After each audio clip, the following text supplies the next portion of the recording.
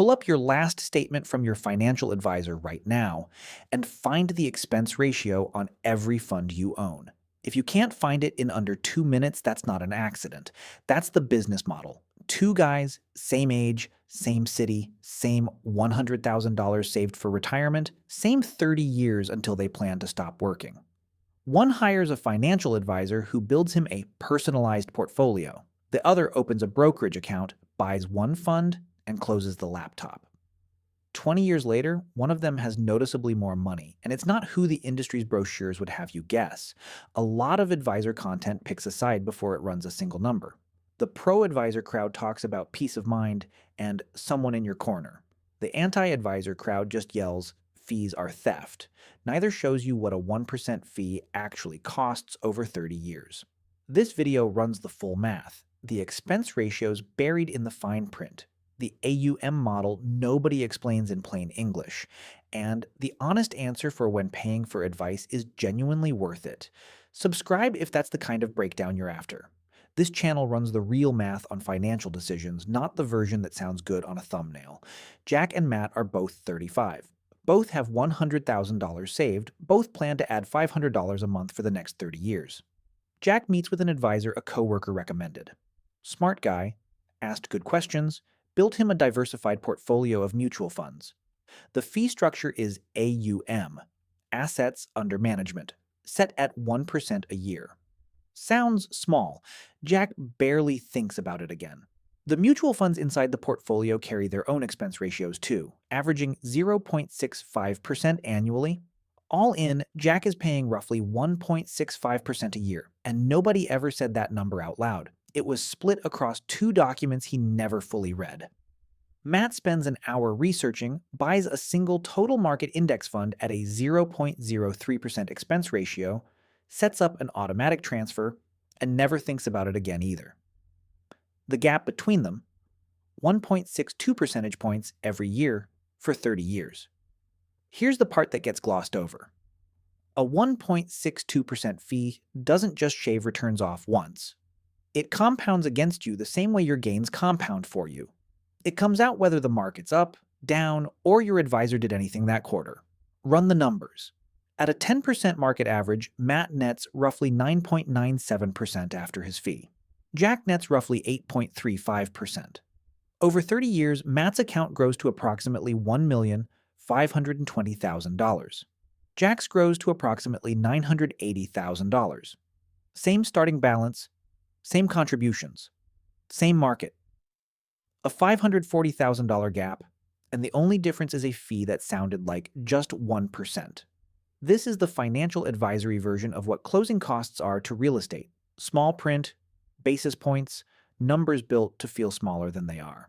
A basis point is 1/100th of a percent, and the whole AUM model relies on most people not being able to feel the difference between 0.03% and 1.65%.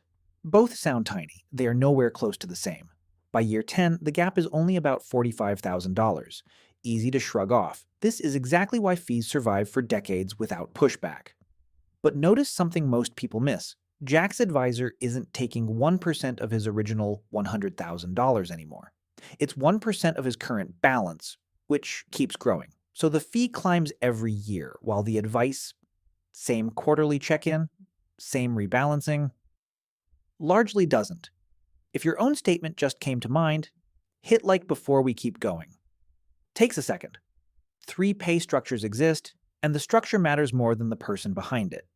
A UM, Jack's model, pays the advisor more as your balance grows, which sounds aligned, but it also means zero incentive to ever move you towards something cheaper, since every basis point saved comes straight out of their income.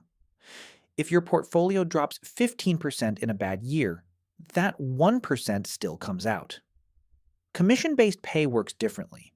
The advisor earns more for selling specific products, certain mutual funds, certain annuities, and those products often carry the industry's highest expense ratios, sometimes 1.5 to 2.5%, partly to fund the commission. This is the real gap between fee-only and fee-based, two terms the industry keeps deliberately blurry. Fee-only means you're the only one paying. Fee-based means a product company might be paying too. Flat fee or hourly pricing is the rarest model and the least conflicted. You pay once for a plan, and the advisor has no ongoing stake in what you buy after. It's rarely pitched first because it's the least profitable option for the industry as a whole. None of this requires dishonesty. An AUM advisor can be a genuinely good person who believes in their own value, while still operating inside a structure that mathematically costs you six figures. This isn't about character, it's about incentives. By year 20, Matt's portfolio sits near $702,000.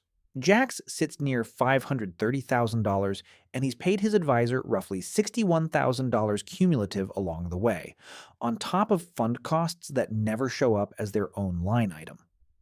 By year 30, the gap is $540,000, larger than either of them saved across their entire working life combined.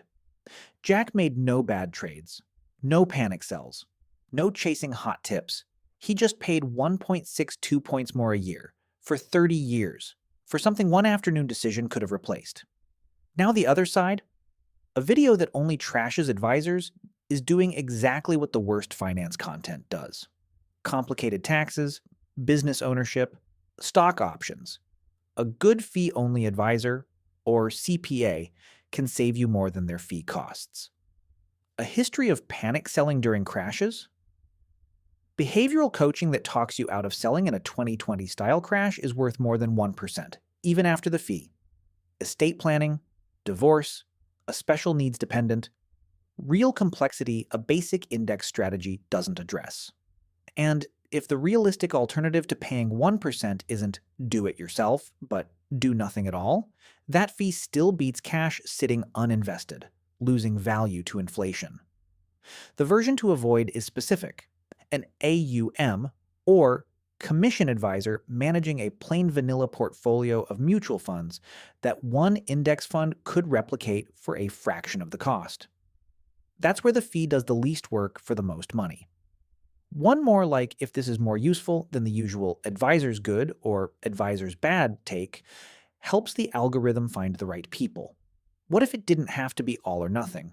Pay a flat fee once for a comprehensive plan, then implement it yourself with index funds, strategic guidance without an ongoing cut of a growing balance. That hybrid is getting more common, and it changes nearly every number above. That's the next video. But the real question was never whether your advisor is trustworthy. It's what's the all-in cost, advisor fee plus fund expenses as one number. And what are you getting for it that you couldn't replicate yourself in an afternoon? Answer that, and you'll know within minutes whether you're paying for expertise or paying for a habit. If this gave you a clearer picture of what your advisor's fee actually costs, hit like before you go. Subscribe for weekly videos that break down financial decisions completely, honestly, no agenda.